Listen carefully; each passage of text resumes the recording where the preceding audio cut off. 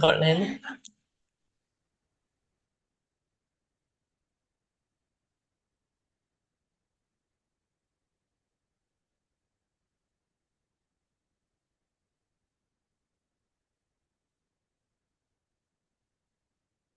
Okay. അപ്പൊ നമ്മുടെ ഇന്നത്തെ വിഷയം എന്ന് പറയുന്നത് എല്ലാവർക്കും അറിയാം, പാരന്റിങ്. അതായത് നമ്മുടെ കുട്ടികള്, ഈ ഒരു ജനറേഷനിലുള്ള മക്കളെ നമ്മൾ എങ്ങനെ മുന്നോട്ട് കൊണ്ടുപോകണം എന്നുള്ളതാണ് നമ്മൾ ഇന്നത്തെ വിഷയത്തിൽ ചർച്ച ചെയ്യപ്പെടുന്നത്.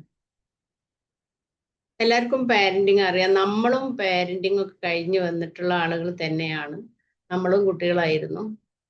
പക്ഷേ നമ്മൾ എങ്ങനെയാണോ നമ്മുടെ രക്ഷിതാക്കളോട് പെരുമാറിയത്, അതുപോലെയല്ല ഇന്നത്തെ കാലഘട്ടത്തിലെ മക്കള് എന്നുള്ളത്. അപ്പൊ എല്ലാവർക്കും അത് അറിയാം.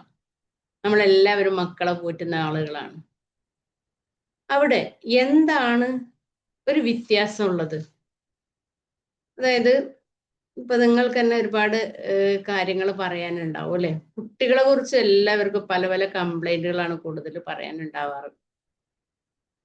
അപ്പൊ ഇന്നലെ പോലും എനിക്ക് അങ്ങനെ ഒരു പ്രശ്നം നേരിടേണ്ടി വന്നിട്ടുണ്ട്. അപ്പോ എന്തുകൊണ്ടാണ് നമ്മുടെ കുട്ടികൾ ഇങ്ങനെ ആയിത്തീരുന്നത്? നമുക്കറിയാം, നമ്മളെ കാലത്തൊക്കെ നമ്മള് രക്ഷിതാക്കളോട് എങ്ങനെയായിരുന്നു പെരുമാറിയിട്ടുണ്ടായിരുന്നത്? നമ്മുടെ രക്ഷിതാക്കള്, നമ്മുടെ ഉമ്മയും ഉപ്പയും നമ്മുടെ അച്ഛനമ്മമാര് നമ്മളോട് സംസാരിക്കുമ്പോൾ അവരെന്തെങ്കിലും ഒരു കാര്യം പറഞ്ഞിട്ടുണ്ടെങ്കിൽ നമ്മൾ എങ്ങനെയാണ് ഇത് റിയാക്ട് ചെയ്തത്? നമ്മൾ ഓക്കെ എന്ന് പറയോ, അല്ലെങ്കിൽ നമ്മൾ അതിന് തർക്കുത്തരം പറയോ, അല്ലെങ്കിൽ അത് എന്തുകൊണ്ട് എങ്ങനെ അങ്ങനെ പറയുന്നു? പക്ഷെ നമ്മുടെ ഇപ്പോഴത്തെ കുട്ടികൾ എങ്ങനെയാണ് പെരുമാറുന്നത്? ഒന്ന് പറയാൻ പറ്റുമോ? നമ്മുടെ മക്കള് എങ്ങനെയാണ് നമ്മളോട് പ്രതികരിക്കുന്നത് എന്ന് പറഞ്ഞോളൂ കേട്ടോ. അല്ലെങ്കിൽ ചാറ്റ് ബോക്സ് നിങ്ങൾക്ക് യൂസ് ചെയ്യാം. ചാറ്റ് ബോക്സ് ഓൺ ആണ്. അപ്പൊ എങ്ങനെയാണ് ഇപ്പൊ നമ്മൾ പറഞ്ഞു കഴിഞ്ഞാൽ കുട്ടികൾ അതുപോലെ അനുസരിക്കോ?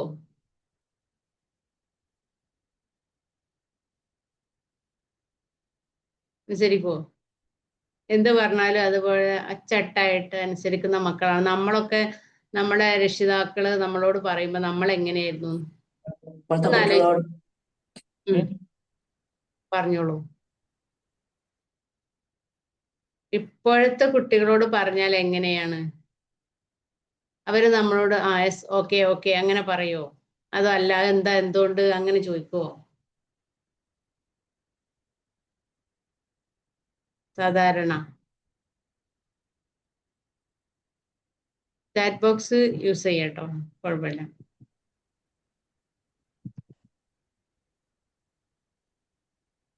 യെസ്. അപ്പൊ അവര് ഓക്കെ പറയൂല എന്നാണ് ഫൗസിയ മാം പറഞ്ഞിട്ടുള്ളത്. അപ്പൊ ശരിയാണ്. നമ്മുടെ മക്കൾ എന്ന് പറയുന്നത്, നമ്മളൊരു കാര്യം പറഞ്ഞു കഴിഞ്ഞാൽ അവര് അതെന്താ അങ്ങനെ ചെയ്താല്, അല്ലെങ്കിൽ അവരൊക്കെ അങ്ങനെ ചെയ്യുന്നുണ്ടല്ലോ, എനിക്കെന്താ അങ്ങനെ ചെയ്താല്, ഇങ്ങനെ ചോദിക്കും നമ്മളോട്. അതല്ലാതെ നമ്മളൊരു കാര്യം പറഞ്ഞു കഴിഞ്ഞാല് അവരതുപോലെ ഇറ്റ്സ് ഓക്കെ ഞാൻ അങ്ങനെ ചെയ്യാം അങ്ങനെയൊന്നും പറയുന്ന മക്കളല്ല ഇപ്പൊ ഉള്ള മക്കളെന്ന് പറയുന്നത്. അപ്പൊ അത് എന്തുകൊണ്ടാണ്? അപ്പൊ നമുക്കൊക്കെ ഒരു സംശയം ഉണ്ടാവും, നമ്മുടെ മക്കള് പറഞ്ഞാൽ കേൾക്കുന്നില്ല, അവരോട് എന്ത് പറഞ്ഞാലും അവരനുസരിക്കുന്നില്ല, അവർക്ക് അറ്റൻഷൻ ഇല്ല, ഇങ്ങനെ പല കാര്യങ്ങളും നമ്മൾ ഇങ്ങനെ പറയുന്നുണ്ടാവും. അതിന്റെ ഒരു കാരണം എന്ന് പറഞ്ഞാല്, നമ്മളെ കാലം പോലെയല്ല ഇപ്പത്തെ ഒരു കാലം എന്ന് പറയുന്നത്. അത് എല്ലാ കാലത്തും ആ വ്യത്യാസം ഉണ്ട് കേട്ടോ. ഇപ്പൊ നമ്മളെ കാലത്താണെങ്കിലും നമ്മള് അന്ന് നമ്മളെ ഉപ്പമാരും നമ്മളെ ഉമ്മമാരൊക്കെ അവര് നമുക്ക് പഴഞ്ചനായിട്ട് തന്നെയാണ് നമുക്ക് തോന്നിയിരുന്നത്. അപ്പോ ഇവർക്ക് എന്താ പറഞ്ഞാൽ മനസ്സിലാവുന്നില്ല എന്നൊക്കെ നമ്മൾ ചോദിച്ചിട്ടുണ്ടാവാം. അതുപോലെ തന്നെയാണ് ഇപ്പോഴത്തെ മക്കളും. ഇപ്പോഴത്തെ മക്കളുടെ പ്രത്യേകത എന്ന് പറയും, ഇവർ നമ്മളെ ആൽഫ സ്റ്റേജിലുള്ള മക്കള് അല്ലെങ്കിൽ ബീറ്റ സ്റ്റേജിലുള്ള മക്കൾ ഇങ്ങനെയൊക്കെ പറയുന്നത് നിങ്ങൾ കേട്ടിട്ടുണ്ടാവാം അല്ലെ? ആൽഫ സ്റ്റേജ് അല്ലെങ്കിൽ ബീറ്റ സ്റ്റേജ്, ഇതൊക്കെ കേട്ടവരുണ്ടോ? ഒന്ന് യെസ് പറഞ്ഞോ. കേട്ടിട്ടുണ്ട്. ഈ ഒരു ജനറേഷൻ ആൽഫ ജനറേഷൻ എന്ന് കേട്ടിട്ടുണ്ട്, അല്ലെങ്കിൽ ബീറ്റ ജനറേഷൻ എന്ന് കേട്ടിട്ടുണ്ട് എന്നുള്ളവരൊന്ന് യെസ് ഒന്ന് ചാറ്റില്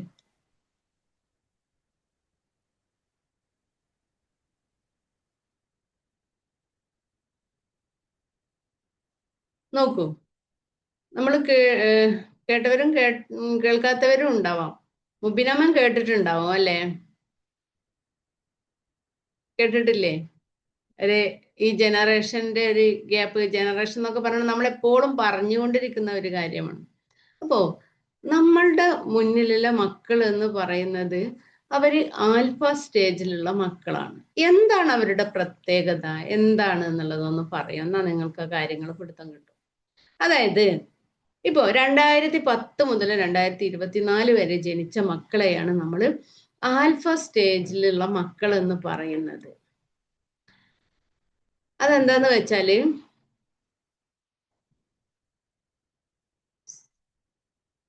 ഓക്കെ, ഞാൻ ചാറ്റ് ബോക്സ് അതിൻ്റെ ഇടയിലൊന്ന് നോക്കിയതാണ്.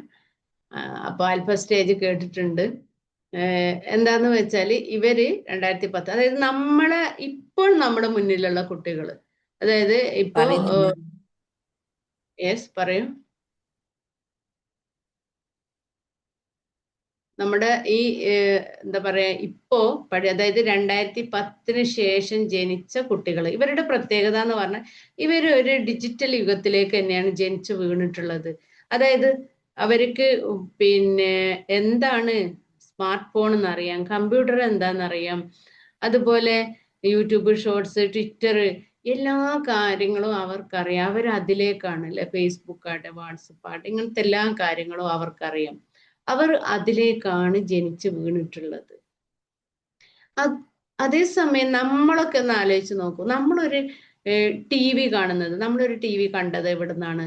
ഒരുപക്ഷെ നമ്മൾ അയൽപ്പക്കത്തെ വീട്ടിലൊക്കെ പോയിട്ടായിരിക്കും ഒരു ബ്ലാക്ക് ആൻഡ് വൈറ്റ് TV കണ്ടത്, അല്ലെങ്കിൽ ഒരു കളർ TV ഒക്കെ കണ്ടിട്ടുള്ളത്. നമ്മളൊരു സിനിമ ഫുള്ളൊന്നും നമ്മൾ കണ്ടിട്ടില്ല. അപ്പൊ നമുക്കതൊരു ഭയങ്കര എക്സൈറ്റ്മെന്റ് ആണ്. പിന്നീട് നമുക്ക് ഈ മൊബൈൽ കാണുമ്പോൾ നമ്മള് മൊബൈൽ ഫോണൊക്കെ വന്നപ്പോ നമ്മൾ ഇങ്ങനെ ഒരു വയറില്ലാത്ത ഫോണോ എന്നൊക്കെ നമ്മൾ അത്ഭുതപ്പെട്ടിട്ടുണ്ട്.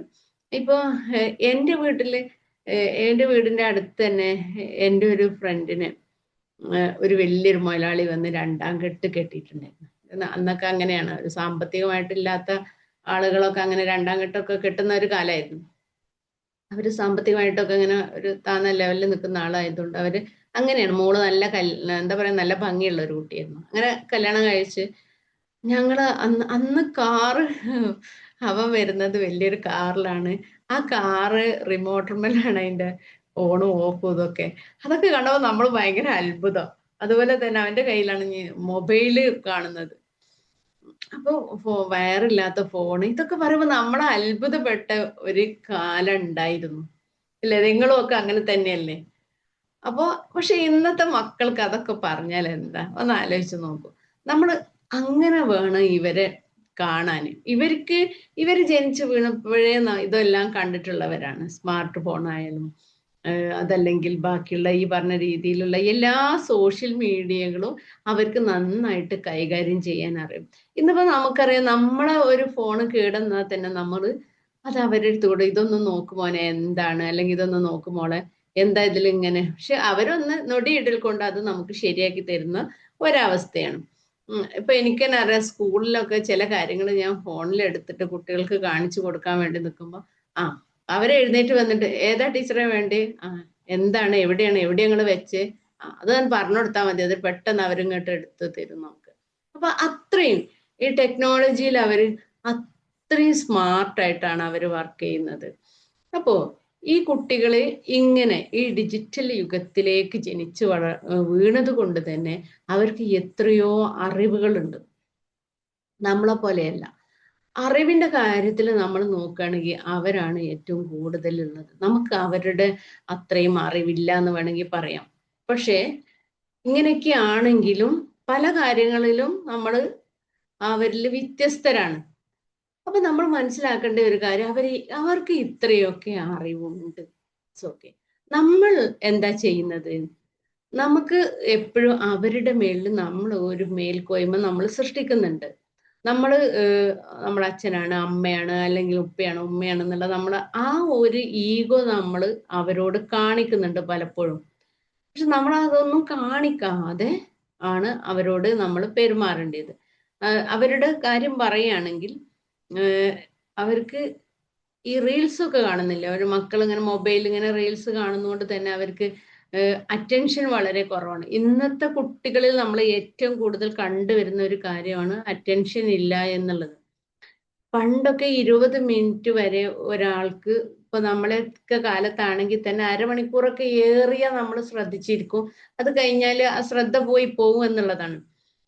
പക്ഷെ ഇന്നത്തെ കുട്ടികളിലേക്ക് അത് വളരെയധികം കുറഞ്ഞു വന്നിട്ടുണ്ട്. അതിന്റെ ഒരു കാരണം എന്താണെന്നറിയോ? ഈ ഒരു കാരണമാണ്. അവർക്ക് റീൽസ് ഒക്കെ കണ്ടുകൊണ്ടിരിക്കുമ്പോൾ അവർ ഇതിങ്ങനെ തോണ്ടിക്കൊണ്ടിരിക്കുകയാണല്ലോ. അതിന്റെ ഭാഗമായിട്ട് അവരുടെ ബ്രെയിനിൽ എന്ത് വരും? ഡോപ്പമിന് എന്ന് പറയുന്ന ഹോർമോൺ ഉണ്ട്. ഈ ഹോർമോണിന്റെ ആകെയുള്ള പണി നമ്മളെ സന്തോഷിപ്പിക്കുക എന്നുള്ളതാണ്.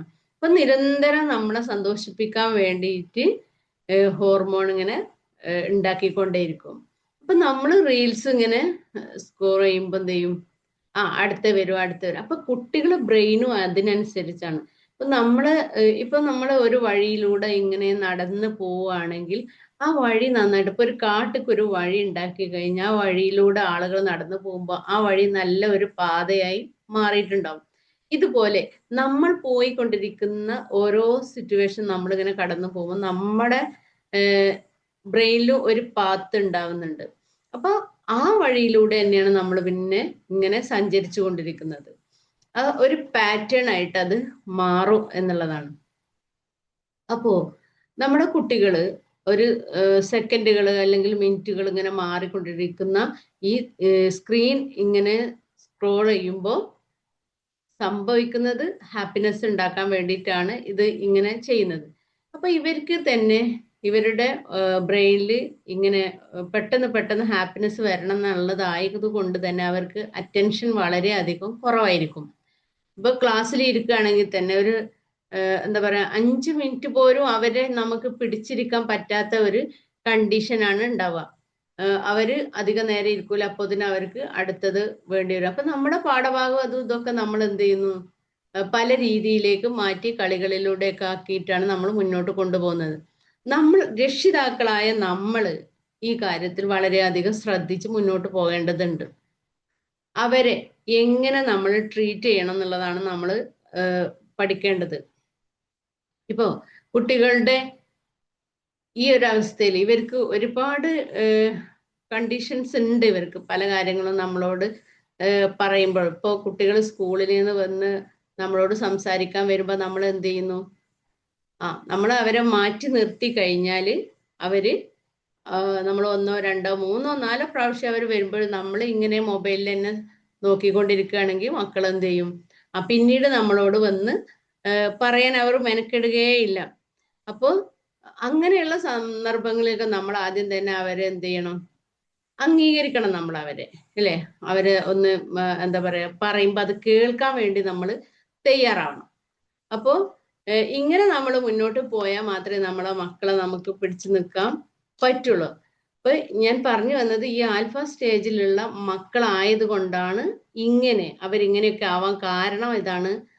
അവർ ഈ യുഗത്തിലേക്കാണ് ജനിച്ച് വീണിട്ടുള്ളത്. അതുപോലെ തന്നെ ഇനി വരാനിരിക്കുന്ന ഒരു കാലമുണ്ട്. അതാണ് ഈ ബീറ്റ സ്റ്റേജ്. അതായത് 2025 ജനിച്ചിട്ടുള്ള മക്കളും അവര് എന്ന് പറയുന്നത് അവർ AI യുഗത്തിലേക്കാണ് ജനിച്ചു വീണിട്ടുള്ളത്. അവരുടെ പ്രത്യേകത എന്താണ്? അവർക്ക് ഈ ആൽഫ സ്റ്റേജിനെക്കാട്ടിലും പ്രധാനമാണ് അവരുടെ കാര്യം. അതായത് ഇവർക്കുള്ള അത്രയും ശ്രദ്ധ അവർക്ക് ഉണ്ടാവില്ല. കാരണം അവരിപ്പോ ജനിച്ചു വീണിട്ടുള്ളത് തന്നെ AI യുഗത്തിലേക്കാണ്. അതുപോലെ തന്നെ റോബോട്ടിക് യുഗത്തിലേക്കാണ്. ഇപ്പൊ ഈ 2010 മുതൽ ജനിച്ച മക്കൾ എന്ന് പറഞ്ഞാൽ അവർക്ക് സ്മാർട്ട് ഫോണ്, അവര് സെർച്ച് ചെയ്യുന്നത് ഗൂഗിള്, ഇങ്ങനെയൊക്കെ ആയിരുന്നു. എന്നാൽ ഈ ബീറ്റ സ്റ്റേജിൽ ഇനി വരുന്ന മക്കള് പ്രത്യേകത എന്ന് പറഞ്ഞാൽ അവർക്ക് പഠിക്കാൻ ടീച്ചേഴ്സ് വേണ്ടി വരില്ല. അവർ സ്വയം പഠിക്കും. അവർ AI ചോദിക്കും കാര്യങ്ങൾ. അവർക്ക് എന്താ പറയാ ഇന്ന് കിട്ടാനുണ്ട്. അതുകൊണ്ടാണ് ഈ മക്കൾ നമ്മളോട് എന്തുകൊണ്ട് എന്നൊക്കെ നമ്മളോട് ചോദിക്കാൻ കാരണം. നമ്മൾ എന്തെങ്കിലും ഒരു കാര്യം അവരോട് പറയുമ്പോൾ അവരെന്ത് ചെയ്യും? എന്താ അങ്ങനെ? അത് ചോദിക്കുന്നത് എന്തുകൊണ്ടാ? നമ്മൾ പറയുന്ന കാര്യങ്ങൾ ശരിയാണോ തെറ്റാണോ എന്നൊക്കെ അവര് പോയി നോക്കും. അവർക്ക് ഇന്ന് അവരുടെ വിരൽ തുമ്പില് തന്നെ ഈ കാര്യങ്ങളൊക്കെ കിട്ടാനുണ്ട്. അപ്പൊ അവര് ഈ AI ചോദിക്കും, എന്താണ് അതുകൊണ്ടാണ് അവർ ഇത് എന്തുകൊണ്ട് അവർക്ക് ഭയങ്കര എന്താ പറയാ ക്യൂരിയോസിറ്റിയാണ് ഇതൊക്കെ കാണാനും കണ്ടുപിടിക്കാനും. ആൻസൈറ്റി ഇല്ലേ, അവർക്കൊരു ആകാംക്ഷ ഉണ്ടാവും, ഇതിങ്ങനെ ഉത്കണ്ഠയൊക്കെ ഉണ്ടാവും ഇത് അറിയാൻ വേണ്ടിയിട്ട്. അപ്പൊ അവരതൊക്കെ കണ്ടുപിടിക്കും അവര്, എന്നിട്ടാണ് നമ്മളോട് പറയാ. അപ്പൊ അതുകൊണ്ടാണ് ഈ കുട്ടികൾ കൂടുതലും വൈ, ഞാൻ ഫസ്റ്റ് പറഞ്ഞ ആ വൈ എന്ന ചോദ്യം വരുന്നത് അതുകൊണ്ടാണ്. എന്തുകൊണ്ടാണ്, എന്താ അങ്ങനെ എന്നൊക്കെ ചോദിക്കാനുള്ള കാരണം അവർക്ക് ഇത് കണ്ടുപിടിക്കാനുള്ള വഴിയുണ്ട്. നമുക്കതില്ലായിരുന്നു. നമ്മളെങ്ങനെയായിരുന്നു, ആ നമ്മളിപ്പം പറഞ്ഞാൽ ശരി, അതിനനുസരിച്ച് നമ്മളിത് തേടി പിടിക്കാനൊന്നും നമുക്ക് സ്ഥലങ്ങളില്ല, അവസരങ്ങളില്ല. അങ്ങനെയായിരുന്നു നമുക്ക്. പണ്ടൊക്കെ എന്ന് പറഞ്ഞാല് അധ്യാപകരോടെല്ലാം ചോദിക്കുക, അവര് പറഞ്ഞാൽ ശരിയാണ് അന്നൊക്കെ അങ്ങനെയായിരുന്നു. ഇന്ന് അതല്ല. ഇന്നിപ്പോ ആര് പറഞ്ഞാലും കുട്ടികൾക്ക് അത് അന്വേഷിക്കാൻ ഒരു ഇടമുണ്ട്. അതായത് ഇപ്പൊ ഇല്ലേ, എവിടെയും ChatGPT ആവട്ടെ, AI ആവട്ടെ, ജെമിനി ആവട്ടെ, എല്ലാ വകയും ഇവരുടെ മുന്നിലുണ്ട്. അവര് അതെല്ലാം അവിടെ അന്വേഷിച്ച് കണ്ടെത്തിയിട്ടാണ് വരിക. പിന്നെ നമ്മൾ പറഞ്ഞു നമ്മളൊരു കാര്യം പറഞ്ഞാൽ അത് അങ്ങനെയല്ല, അത് ഇങ്ങനെയാണ് എന്ന് പറയാൻ അവർക്ക് ഇന്ന് പറ്റും. അതുകൊണ്ടാണ് അവരിങ്ങനെ ചോദ്യങ്ങൾ ചോദിച്ചുകൊണ്ടിരിക്കുന്നത്. ഈ ചോദ്യങ്ങൾ ചോദിക്കുന്ന കുട്ടികൾ എന്താണ്, അവർ ഇന്റലിജന്റ് ആണെന്ന് പറയാം. അവർക്ക് നല്ല ബുദ്ധിയുള്ള മക്കളാണ് ഇങ്ങനെ ചോദ്യങ്ങൾ ചോദിക്കുന്ന മക്കൾ. അപ്പോ ഈ ബീറ്റ സ്റ്റേജ് എന്ന് പറയുന്നത് ഈ വെർച്വൽ യുഗത്തിലേക്ക് അവർ വന്നിട്ടുള്ളത്. അതായത് ഇനി വരാനിരിക്കുന്ന ഒരു കാലഘട്ടം, ഇപ്പൊ റോബോട്ടിക് കാലങ്ങള്, ഇവിടേക്ക് വന്നിട്ടുള്ള മക്കൾ ഒരിക്കലും ഇനി അവർക്ക് ടീച്ചേഴ്സിനൊന്നും ആവശ്യമില്ല, അവർക്ക് ടെക്സ്റ്റ് ബുക്ക് വേണ്ടി വരില്ല. ഇങ്ങനെയുള്ള ഒരു കാലമാണ് ഇനി മുന്നോട്ട് നമ്മൾ പോയിക്കൊണ്ട്. അതാണ് ഈ ആൽഫ ബീറ്റ. നമ്മള് പല ആളുകളും ഇന്നലെ ഞാനിപ്പോ ഒരാളോട് സംസാരിക്കുമ്പോൾ ചോദിച്ചു, എന്താ അറിയോ ആൽഫ ബീറ്റ? ഇല്ല എന്ന് പറഞ്ഞു. അപ്പൊ ഞാൻ അതുകൂടി ഇതിലൊന്ന് ഉൾപ്പെടുത്താന്ന് വിചാരിച്ച്, ഈ കുട്ടികൾ എന്തുകൊണ്ട് ഇങ്ങനെയായി, അവർക്ക് പിന്നെ അവരുടെ ഇപ്പോഴത്തെ ഒരു കണ്ടീഷൻ ഇങ്ങനെ ആവാനുള്ള ഒരു കാരണം ഇതാണ്. അതാണ് നമ്മൾ മനസ്സിലാക്കേണ്ടത്. അവർക്ക് അറിവുണ്ട്. പിന്നെ നമ്മൾ മനസ്സിലാക്കേണ്ട ഒരു കാര്യം, അവർക്ക് ചിന്തിക്കാനുള്ള കഴിവുണ്ട്. നമ്മൾ പലപ്പോഴും അത് മനസ്സിലാക്കുന്നില്ല. നമ്മൾ വലിയ ആളുകളാണ്, നമ്മുടെ ഈഗോ ആണ് അവരെ മുന്നിൽ നമ്മൾ എടുക്കുന്നത്. നമുക്കെല്ലാം അറിയാം, അവർക്കൊന്നും അറിയില്ല. അങ്ങനെയല്ല. നമ്മൾ ആ ഉള്ള കാര്യങ്ങളൊക്കെ നമ്മൾ മാറ്റി വെക്കേണ്ട ഒരു സമയം അതിക്രമിച്ചു എന്നാണ് പറയാനുള്ളത്. കുട്ടികൾ എന്ന് പറയുന്നത് നല്ല നോളജ് ഉള്ള ആളുകളാണ്. നമ്മൾ അതേ രീതിയിൽ അവരെ മനസ്സിലാക്കുക എന്നുള്ളതാണ്. പലപ്പോഴും നമ്മളത് മനസ്സിലാക്കാതെയാണ് അവരോട് പെരുമാറുന്നത്. നോക്കൂ നിങ്ങള്, ഇങ്ങനെയാണ് ഒരു ജനറേഷൻ ആൽഫയും ജനറേഷൻ ബീറ്റയും തമ്മിലുള്ള ഒരു വ്യത്യാസമാണ് ഇവിടെ കാണിക്കുന്നത്. ഇപ്പൊ സ്ക്രീൻ ഉപയോഗം ഈ ജനറേഷൻ ആൽഫ എന്ന് പറയുന്ന കുട്ടികൾക്ക് ഹൈ ആണ്. മനസ്സിലായോ? അപ്പൊ ഇവരിപ്പോ നിങ്ങളിപ്പോ എന്തെങ്കിലും കാര്യം ഫോണിൽ ചെയ്തുകൊണ്ടിരിക്കുകയാണ്, അവർ വന്ന് ഇങ്ങനെ നോക്കിക്കൊണ്ടിരിക്കും അല്ലെ. ഇനി നിങ്ങൾ ആരോടെങ്കിലും സംസാരിക്കുകയാണെങ്കിൽ അപ്പൊ അവര് ഫോൺ കൊണ്ടുതരും. ഫോൺ കൊണ്ടു തന്നിട്ട് ഇങ്ങനെ നമ്മളെ ഇടങ്ങാറാക്കും. അപ്പൊ നമ്മൾ എന്ത് ചെയ്യും, അത് ഓണാക്കി കൊടുക്കും. നമ്മൾ എന്തൊക്കെ ലോക്ക് ഇട്ടാലും ആ ലോക്കൊക്കെ അവര് പൊട്ടിച്ചിട്ട് എന്ത് ചെയ്യും, നമ്മളിൽ നിന്ന് അവരത് വാങ്ങിക്കൊണ്ടു പോകുന്ന ഒരവസ്ഥ. അതായത് ലോക്ക് പൊട്ടിക്കാൻ അവര് ഭയങ്കര വിദഗ്ധരായിരിക്കും, എങ്ങനെയെങ്കിലും കണ്ടുപിടിച്ചിട്ടുണ്ടാവും. അപ്പോ ഈ ആൽഫ ജനറേഷനിലെ മക്കൾ അങ്ങനെ ഭയങ്കരമായിട്ട് സ്ക്രീൻ ഉപയോഗിക്കുന്ന ആളുകളാണ്. അപ്പോ ആ സ്ക്രീൻ ഉപയോഗം കുറക്കണമെങ്കിൽ നമ്മൾ എന്തൊക്കെ ചെയ്യണം? സ്ക്രീൻ ഉപയോഗം ഉണ്ട്, അപ്പൊ എല്ലാവർക്കും അറിയാം സ്ക്രീൻ ഉപയോഗം ഉണ്ടെന്ന്. അപ്പൊ യൂട്യൂബിൽ 3 വീഡിയോ ഉണ്ട് എൻ്റെത് സ്ക്രീൻ കുറക്കാൻ വേണ്ടിയിട്ടുള്ള. നിങ്ങൾ അത് പോയിട്ട് കാണുക. അതിൽ പറയുന്നുണ്ട് കുറെ കാര്യങ്ങൾ നമ്മൾ എങ്ങനെയാണ് സ്ക്രീൻ ഉപയോഗം കുറക്കുക എന്നുള്ളത്. 1-2 കാര്യം ഞാൻ പറഞ്ഞു തരാം. കുട്ടികൾക്ക് നമ്മൾ ഫോൺ കൊടുത്തു കഴിഞ്ഞാൽ അത് നമ്മൾ വാങ്ങാൻ പഠിക്കണം. അതാണ് ഒന്ന്. കൊടുത്തു കഴിഞ്ഞാൽ പിന്നെ അത് മറന്നു പോകുന്ന ഒരവസ്ഥ ഉണ്ടാവരുത്. ഒരു കണ്ടീഷൻ വെക്കണം, ഇത്ര സമയം മാത്രം, അല്ലെങ്കിൽ ഒരു 20 മിനിറ്റ് മാത്രം ഞാൻ നിനക്ക് തരാം, അല്ലെങ്കിൽ 1/2 മണിക്കൂർ, അത് കഴിഞ്ഞാൽ എനിക്ക് തിരിച്ചു തരണം എന്ന് ആദ്യം തന്നെ നമ്മൾ കണ്ടീഷൻ വെക്കണം. എന്നിട്ട് ആ സമയം നിങ്ങൾ കറക്റ്റ് ആ സമയത്ത് അത് തിരിച്ചു അലാറം വെച്ചിട്ട് തന്നെയെങ്കിലും അത് നിങ്ങൾ തിരിച്ചു വാങ്ങാൻ വേണ്ടിയിട്ട് തയ്യാറാവണം. അപ്പൊ മാത്രമേ നമുക്ക് അത് കിട്ടുള്ളൂ. അല്ലെങ്കിൽ അവരത് തരൂല. നിങ്ങൾക്കത് സ്വതവേ എൻ്റെ സമയമായി എന്ന് കരുതിയിട്ട് നിങ്ങൾക്കത് തിരിച്ചു കൊണ്ടുവരൂല. അവരുടെ പ്രകൃതം അതാണ്. അതായത് നമ്മൾ പോലും നമുക്കറിയാം, നമ്മളിപ്പോ ഒരു ഫോൺ എടുത്തിട്ട് ആരെയോ ഒന്ന് വിളിക്കാനോ അല്ലെങ്കിൽ എന്തെങ്കിലും ഒരു മെസ്സേജ് അയക്കാനോ വേണ്ടി നമ്മൾ ഫോൺ എടുത്തു കഴിഞ്ഞാൽ നമ്മൾ പിന്നെ നോട്ടിഫിക്കേഷനോ നമ്മളത് നോക്കി അങ്ങനെ അങ്ങനെ അങ്ങനെ നമ്മളങ്ങ് പോയിട്ടുണ്ടാവും. അതാണ് അവസ്ഥ. നമ്മൾ പിന്നെ എവിടേക്ക് പോയി എത്ര മണിക്കൂർ നമ്മൾ അതിൽ ചെലവഴിച്ചെന്ന് പോലും നമുക്ക് അറിയാൻ പറ്റാത്ത ഒരു കണ്ടീഷനാണ്. അപ്പോൾ അതാണ് സ്ക്രീനിന്റെ ഉപയോഗം. കുട്ടികളെ നമ്മൾ നന്നായിട്ട് അത് മനസ്സിലാക്കുക. നമ്മൾ കൊടുത്തിട്ടുണ്ട് ഫോണ്, അത് തിരിച്ചു വാങ്ങാനുള്ള ആ ഒരു ശ്രദ്ധ നമ്മൾ കൊണ്ടുവരേണ്ടതുണ്ട്. ഇനി അത് ആൽഫ കഴിഞ്ഞിട്ട് ബീറ്റ ജനറേഷൻ അത് വന്ന് കഴിഞ്ഞാൽ അവിടെ വരുന്നത് അത് ഏറ്റവും ഹൈ ആണ്. അതായത് അവർ AI ആയിട്ടാണ് കൂടുതൽ സമയം ചെലവഴിക്കുന്നത്. ഇപ്പൊ തന്നെ നോക്കൂ, ഡിഗ്രിക്കൊക്കെ പഠിക്കുന്ന മക്കളുണ്ടെങ്കിൽ അവർക്ക് അവരുടെ പാഠപുസ്തകം ഒന്നും അങ്ങനെ കാര്യമായിട്ട് അവർ നോക്കില്ല. അപ്പോൾ എനിക്കറിയാം, അപ്പൊ എൻ്റെ കാര്യം അറിയുന്നവരുണ്ടെങ്കിൽ എൻ്റെ മോളിപ്പോൾ അതിൻ്റെ ഇടയിൽ സുഖമില്ലാതെ ഒക്കെ ആയി. അവളെ കുറേ പിന്നെ എന്താ പറയുക, ഒരു വർഷത്തെ പഠനം മുടങ്ങിപ്പോയി. എന്നിട്ട് അവളിപ്പോ എക്സാം എഴുതി, അവള് പുസ്തകം വായിച്ചിട്ടില്ല. അപ്പൊ ഞാൻ ഇടക്കിടക്കിനെ ചോദിക്കും, എന്താണ് മോളെ പരിപാടി? അവള് ഈ ChatGPT-യോടാണ് ചോദിക്കുന്നത്. അപ്പൊ അവിടുന്ന് ചോദിക്കുക, പിന്നെ എന്താ പറയാ, ടെക്സ്റ്റ് ബുക്ക് സ്ക്രീൻഷോട്ട് എടുത്ത് കൊടുക്കുക, അതിനെ ഷോർട്ട് ആക്കുക, എന്നിട്ട് പഠിക്കുക. ഇങ്ങനെയാണ് അവള് ആ എക്സാം എഴുതി. ഫുള്ളും പാസ്സാട്ടോ. അപ്പൊ ഇപ്പൊ 2-3 ദിവസം മുമ്പാണ് റിസൾട്ട് വന്നിട്ടുള്ളത്. അപ്പൊ നോക്കൂ നിങ്ങൾ, ഇതാണ് ഞാൻ എൻ്റെ അനുഭവത്തിൽ നിന്ന് അതൊക്കെ പറയുന്നത്. കുട്ടികള് ഇങ്ങനെയാണ്. അവർക്ക് വേണ്ടത് ഇന്ന് അവരുടെ അടുത്തുണ്ട്. അവർക്കൊരു ടീച്ചറെ ഒന്നും ആവശ്യമില്ല പഠിക്കാൻ. അപ്പൊ ഇങ്ങനെ AI-യോട് ചോദിച്ചിട്ടും അതിലുള്ള ChatGPT, ജെമിനി ഇങ്ങനെയൊക്കെ അവര് യൂസ് ആക്കിയിട്ടാണ് അവർ പഠിക്കുന്നത്. അപ്പൊ അടുത്ത ജനറേഷൻ എന്ന് പറഞ്ഞാൽ അതാണ്, ഈ ബീറ്റ ജനറേഷൻ ആണ് വരാൻ പോകുന്നത്. നമ്മൾ മനസ്സിലാക്കിയാൽ മതി. നമുക്ക് കുട്ടികൾ ഉണ്ടെങ്കിൽ ഇനി ഉണ്ടാവുന്ന മക്കൾ, ഇപ്പൊ ഉണ്ടായ മക്കളും ഇനി ഉണ്ടാവുന്ന മക്കളും അവരുടെ അവസ്ഥ ഇതാണ് എന്നുള്ളത് നമുക്കൊരു ബോധ്യം വേണം. അതായത് ഇപ്പൊ നമ്മളെന്ന് പറയുന്ന പാരൻസ് നമ്മൾ എങ്ങനെയായിരിക്കണം, അവിടെയാണ് നമ്മൾ ശ്രദ്ധിക്കേണ്ടത്. നമ്മൾ ഈ കുട്ടികൾക്കനുസരിച്ച് നമ്മൾ വളർന്നിട്ടില്ലെങ്കിൽ നമ്മുടെ മക്കള് വഴിയാധാരായി. കുട്ടികൾ വളരുന്നുണ്ട്, നമ്മൾ എന്തെങ്കിലുമൊക്കെ മാറ്റങ്ങൾ വരുത്തുന്നുണ്ടോ ഇവർക്ക് വേണ്ടിയിട്ട്? നമ്മളിപ്പോഴും ആ പഴയ രീതിയിൽ തന്നെയാണോ നമ്മൾ നിൽക്കുന്നത് എന്ന് നമ്മളൊന്ന് ആലോചിച്ച് നോക്കാം. ഇപ്പൊ ഒരു ഉദാഹരണം പറയുകയാണെങ്കിൽ, എന്തെങ്കിലും ഒരു ചെടി നട്ട് അല്ലെങ്കിൽ ഒരു പച്ചക്കറി നമ്മൾ നട്ട് കഴിഞ്ഞിട്ട് അത് കുഴിച്ചിട്ട് അതിലൊരു പിന്നെ ഒരു മത്തനോ ഒരു കുമ്പളോ എന്തെങ്കിലുമൊക്കെ മുളച്ച് വരുന്ന അത് കായാകാൻ തുടങ്ങുമ്പോൾ നമ്മളൊരു ചട്ടി വെച്ച് കൊടുത്തു കഴിഞ്ഞാൽ അത് ആ ചട്ടിയിൽ വളരും. വളർന്നു കഴിഞ്ഞ് ഇത് വീണ്ടും വീണ്ടും വളരുമ്പോൾ ഈ ചട്ടി വളരുന്നുണ്ടോ ഒന്ന് ആലോചിച്ച് നോക്കൂ. ഒന്നുകിൽ എന്ത് ചെയ്യും, ഇത് വളർന്നു വരുമ്പോൾ ആ ചട്ടി പൊട്ടി കായ വളരും. അതല്ലെങ്കിൽ ആ ചട്ടിയിൽ ഒതുങ്ങി ഈ കായ കേടായി പോകും.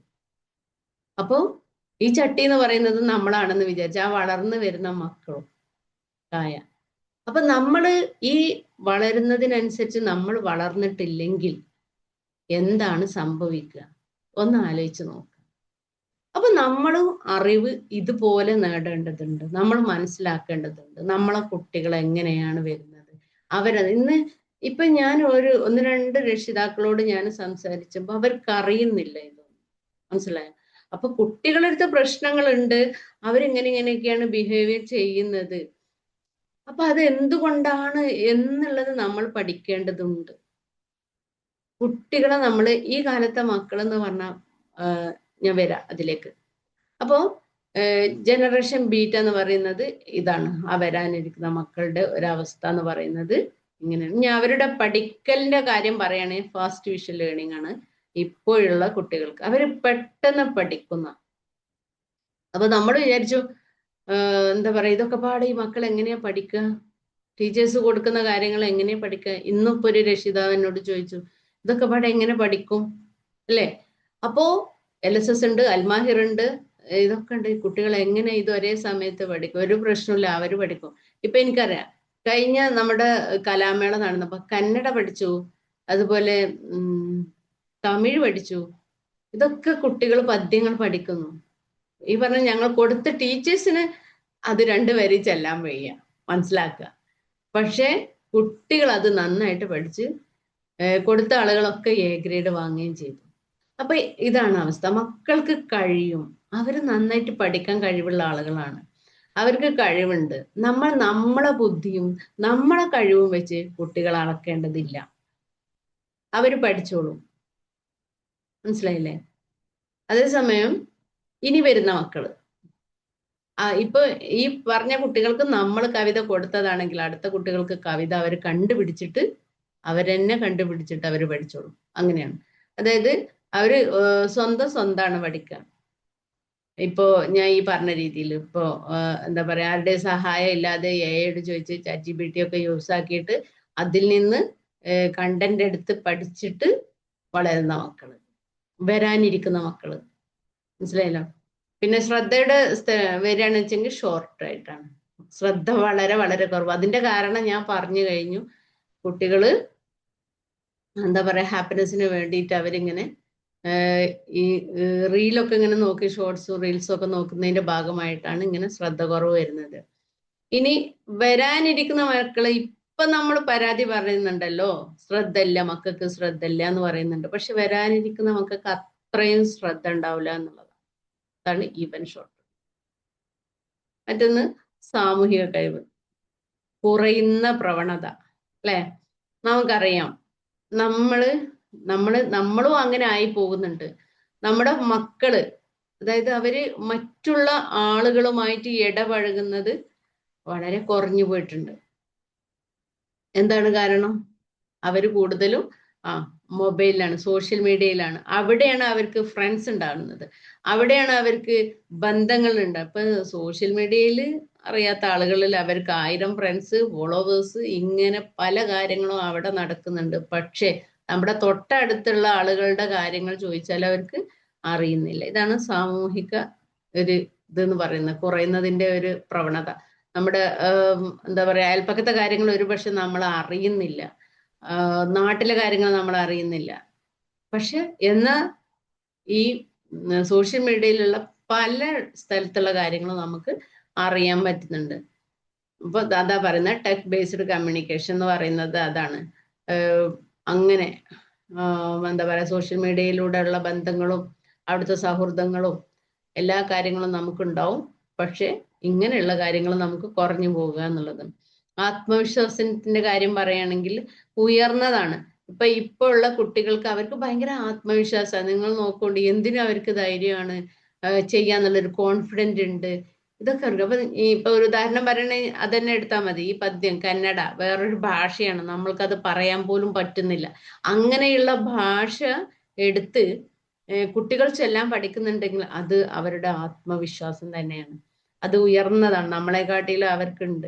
ഈ പറഞ്ഞ ഞങ്ങൾക്ക് കൊടുക്കുമ്പോ എന്താ പറയാ, വല്ലാത്തൊരു വിഷമം, പ്രയാസം, ഇതെങ്ങനെ പഠിക്കോ എന്നൊക്കെ ഉണ്ടായിരുന്നു. പക്ഷെ അവരത് ഏറ്റുവാങ്ങുന്നു, അവര് വളരെ കോൺഫിഡന്റോട് കൂടി അത് പഠിച്ചു മുന്നോട്ട് പോകുന്നു. ഇനി അടുത്ത വരാനിരിക്കുന്ന ഒരു തലമുറ എന്ന് പറയുന്നത് ഇതാണ്. അവർക്ക് ആത്മവിശ്വാസം എങ്ങനെയാണ്? ഈ നമ്മുടെ ടെക്നോളജിയുമായിട്ട് അതിന് ഡിപ്പെൻഡ് ചെയ്തുകൊണ്ട്, അതായത് അത് ഉണ്ടെങ്കിൽ കൊള്ളാം, എനിക്ക് പറ്റും എന്ന് പറയുന്ന രീതിയിലേക്കാണ് അവർക്ക് ഉണ്ടാവുക. അതുപോലെ അവബോധത്തിന് ഏർലി അവയർനെസ് ആണ് കുട്ടികൾക്ക്, അതായത് നേരത്തെ തന്നെ കാര്യങ്ങൾ മനസ്സിലാക്കുകയും അതിങ്ങനെയായിരിക്കും, അത് അങ്ങനെയായിരിക്കും എന്നൊക്കെ പറയാനുള്ള ഒരു കഴിവ്, ഒരു അവയർനെസ് അവർക്ക് നേരത്തെ ഉണ്ട് ഒരു കാര്യത്തെ പറ്റി. ഇപ്പോൾ നമുക്ക് ചില കാര്യങ്ങളൊക്കെ കുറച്ച് പോയിട്ടാണ് മനസ്സിലാകുന്നത് എങ്കിലും മക്കൾക്ക് നേരത്തെ കാര്യങ്ങൾ പെട്ടെന്ന് ക്യാച്ച് ചെയ്യാൻ പറ്റുക, ഇങ്ങനെയൊക്കെ അവർക്ക് മനസ്സിലാക്കാനുള്ള ഒരു കഴിവുണ്ട്. ഇനി വരുന്ന കുട്ടികൾക്ക് അതിലേറെയാണെന്നാ പറയുന്നത്, ഒരു കൂടുതൽ ഡീപ്പായിട്ട് അവയർനെസ് ഉണ്ടാവും എല്ലാ കാര്യങ്ങളും. പിന്നെ ക്രിയേറ്റിവിറ്റിയുടെ കാര്യം പറയുകയാണെങ്കിൽ ഇപ്പോൾ ഉള്ള മക്കള് ഹൈ ആണ്. ഏത് കാര്യം എടുത്താലും അവര് ഇപ്പൊ നമുക്കറിയാം, എൻ്റെ മുന്നിലൂടെ കുറെ കുട്ടികൾ കടന്നു പോകുന്നുണ്ട്. അവരുടെ ക്രിയേറ്റിവിറ്റി പലതിലും ഹൈ ആണ്. അതായത് അവര് വളരെ ആത്മവിശ്വാസം ഉണ്ടായിട്ടാണ് ഏതൊരു പ്രവർത്തനത്തിലേക്കും വരിക. ഇപ്പോ 1ാം ക്ലാസ്സിലെ കുട്ടികളാണെങ്കിൽ തന്നെ നന്നായിട്ട് വരക്കുന്ന മക്കള്, അല്ലെ? അതുപോലെ ക്രിയേറ്റിവിറ്റി നമ്മൾ ചെറുപ്പത്തിൽ തന്നെ കണ്ടുപിടിക്കാൻ നമുക്ക് പറ്റുന്നുണ്ട്.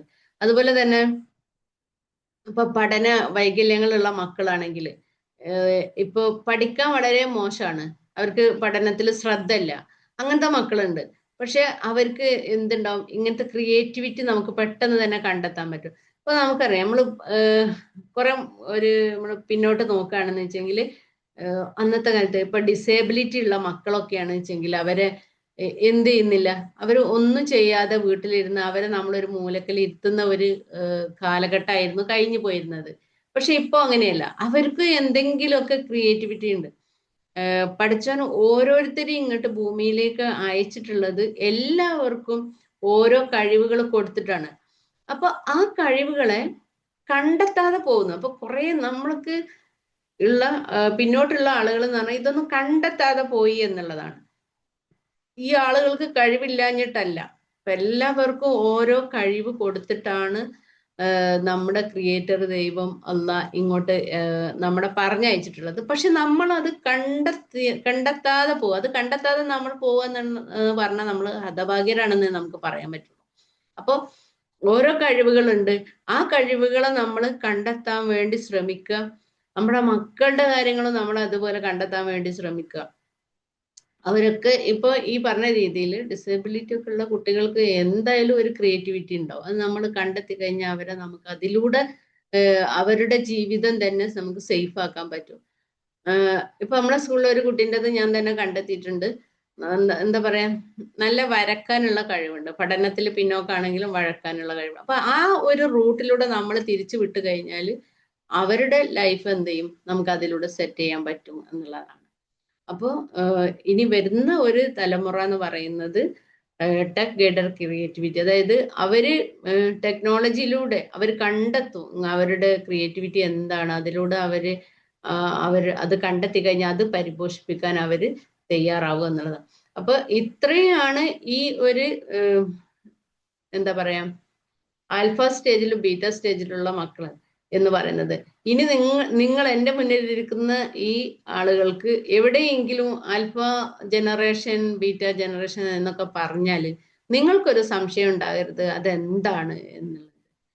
അപ്പോൾ അതിനു വേണ്ടിയിട്ടാണ് ഞാൻ ആ ഒരു കാര്യം ഇന്നത്തെ ഒരു വിഷയത്തിൽ ഞാൻ ഉൾപ്പെടുത്തിയിട്ടുള്ളത്. അടുത്ത് നമുക്കറിയാം, നമ്മുടെ മുന്നിലിരിക്കുന്ന കുട്ടികൾക്ക് ഈ കുട്ടികൾക്കൊക്കെ ഇമോഷൻസ് ഉണ്ട്. പലപ്പോഴും നമ്മൾ മനസ്സിലാക്കാത്ത ഒരു കാര്യമാണ്, നമ്മളെ കുട്ടികൾ എന്ന് പറയുന്നത് ഒരു വ്യക്തിയാണ് എന്ന് പോലും നമ്മൾ ചിന്തിക്കൂല. നമ്മൾക്കുള്ള ഒരു കുഴപ്പം അതാണ്.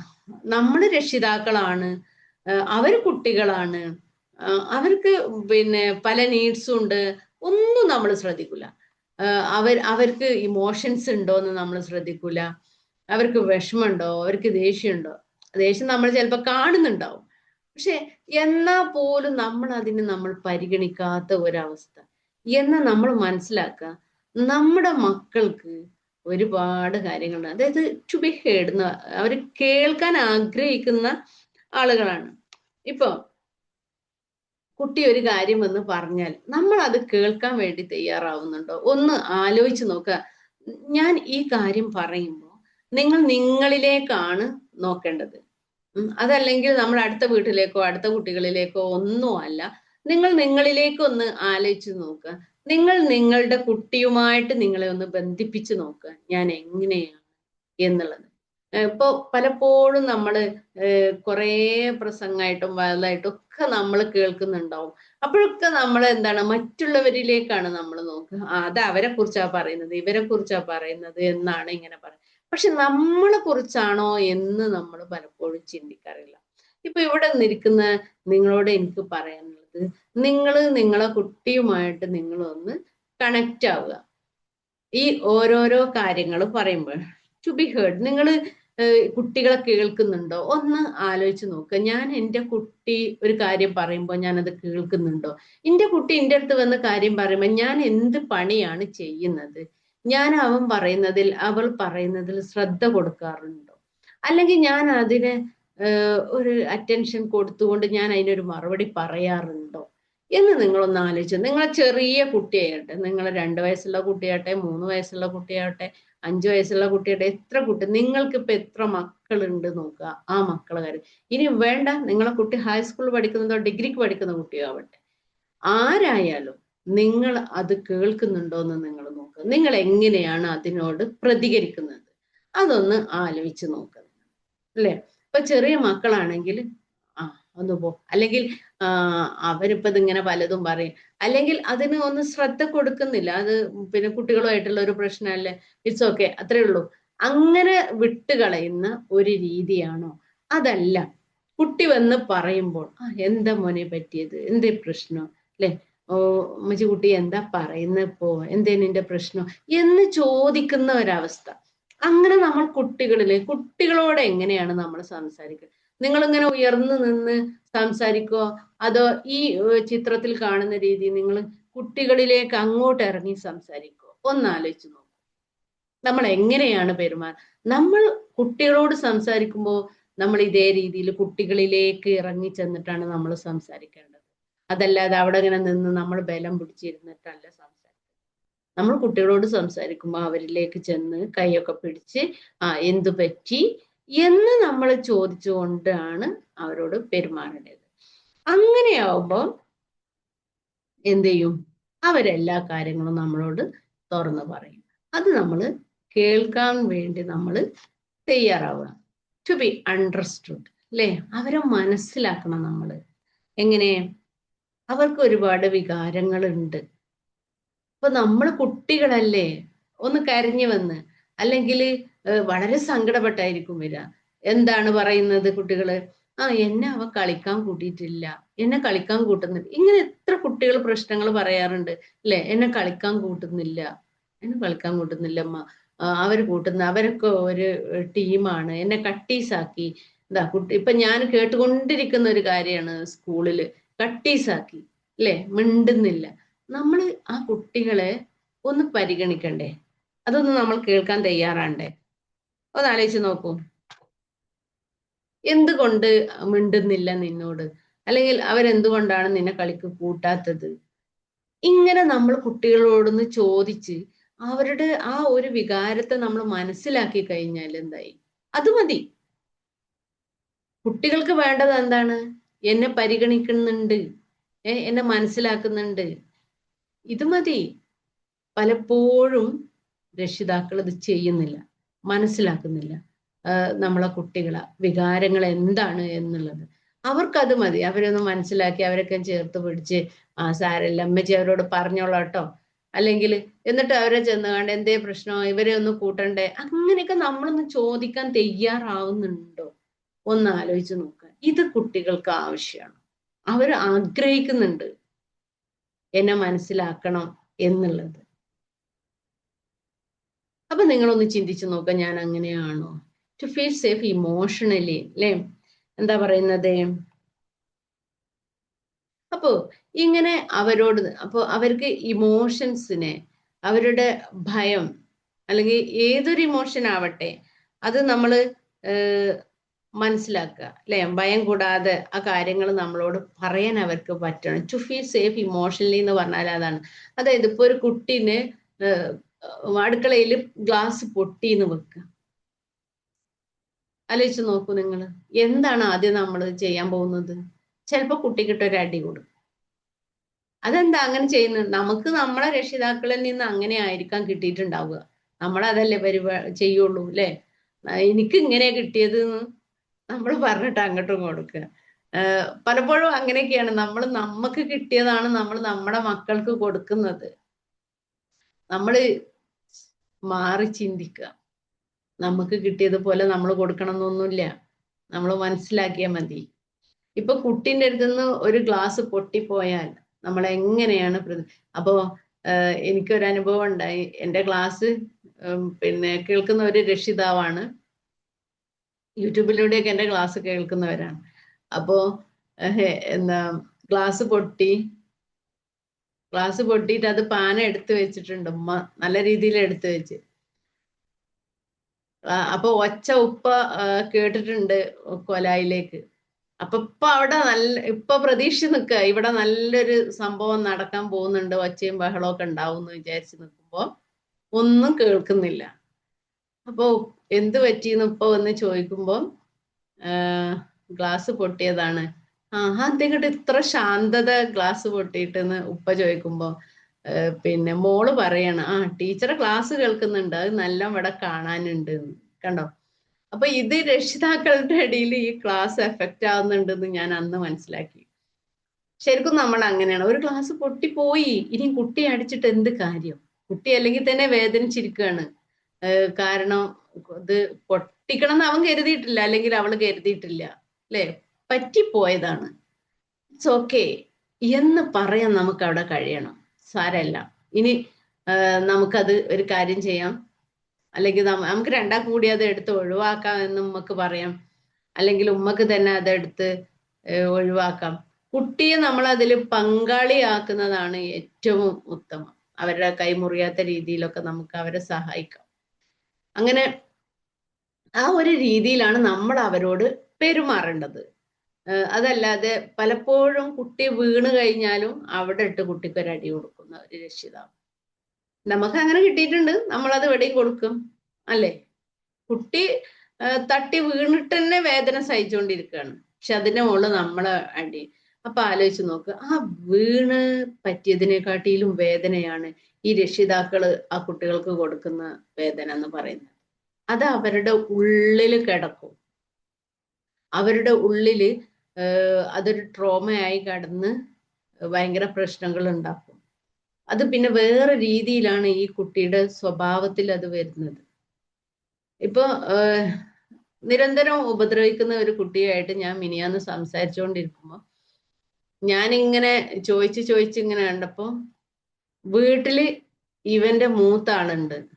മൂത്ത ആള് ഇവനിട്ട് നല്ല കൊടുക്കുന്നുണ്ട്, പക്ഷെ ഇവന് തിരിച്ചു കൊടുക്കാൻ പറ്റുന്നില്ല. അത് കാരണം ഇവിടെ വന്നിട്ട് ഇവന് എല്ലാരും കാട്ടും. മനസ്സിലായോ? അപ്പൊ ഇതിങ്ങനെ കാട്ടുന്നുള്ള ഒരു പ്രശ്നം എൻ്റെ അടുത്ത് വന്നിട്ട് 2 ദിവസമായി. അപ്പൊ ഞാനിങ്ങനെ വാച്ച് ചെയ്തുകൊണ്ടിരിക്കുകയാണ്. അങ്ങനെ ഞാൻ ഓനെ ഒരു ദിവസം വിളിച്ച് സംസാരിച്ച് ബെല്ലടിച്ച്.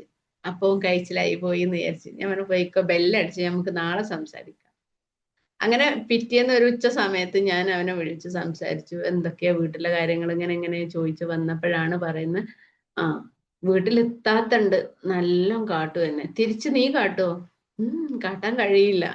മനസ്സിലായോ? പിന്നെ നീ എന്ത് ചെയ്യും? നന്ന ചെറുതൊന്നുണ്ട്, അവനിട്ട് ഇവൻ കൊടുക്കുന്നു. പോരാത്തത് ഇവിടെ വന്ന് ഇവൻ കാട്ടുന്നുണ്ട്. അപ്പൊ നമ്മൾ കുട്ടികൾക്ക് എന്താണോ കൊടുക്കുന്നത് നോക്കൂ നിങ്ങൾ, അത് അവരുടെ ഉള്ളിൽ കിടക്കുന്നുണ്ട്. അത് അവര് വേറൊരു രീതിയിലാണ് പ്രകടിപ്പിക്കുന്നത്. എന്നിട്ട് പിന്നെ നമ്മൾ പറയും ഇവൻ പ്രശ്നക്കാരനാണെന്ന്.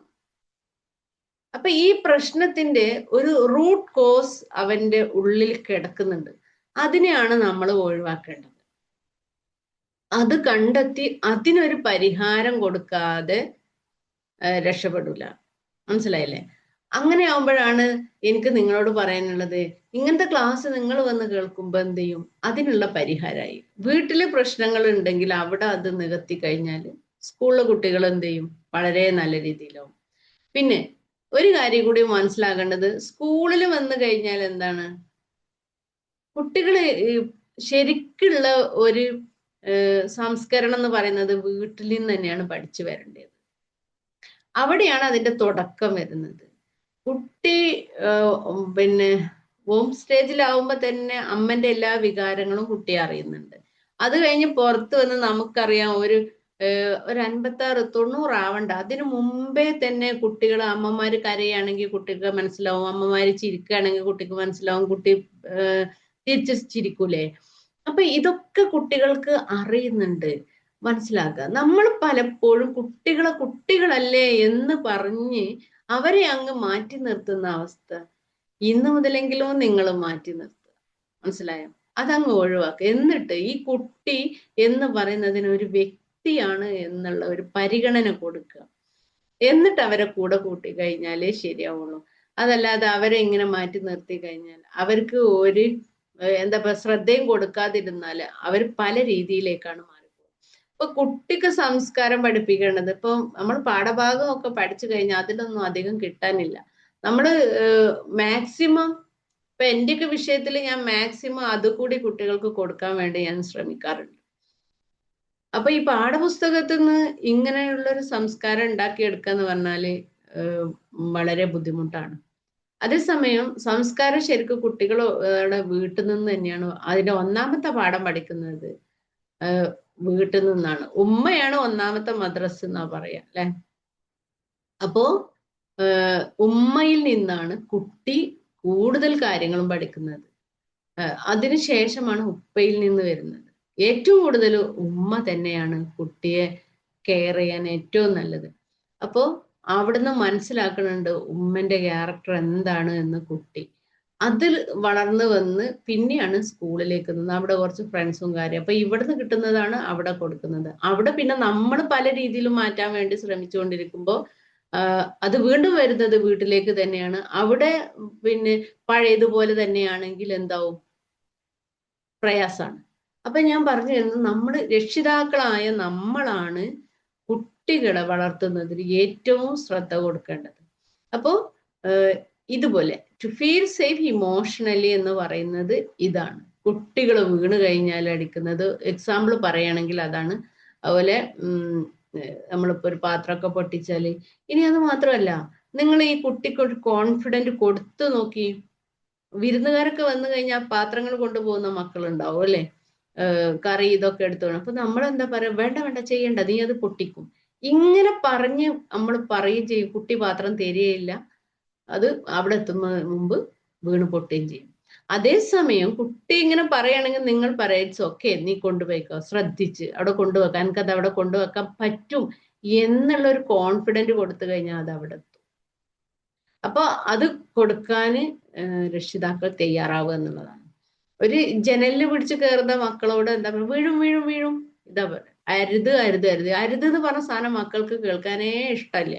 അപ്പൊ നമ്മൾ അതന്നെ പറഞ്ഞുകൊണ്ടിരിക്കും.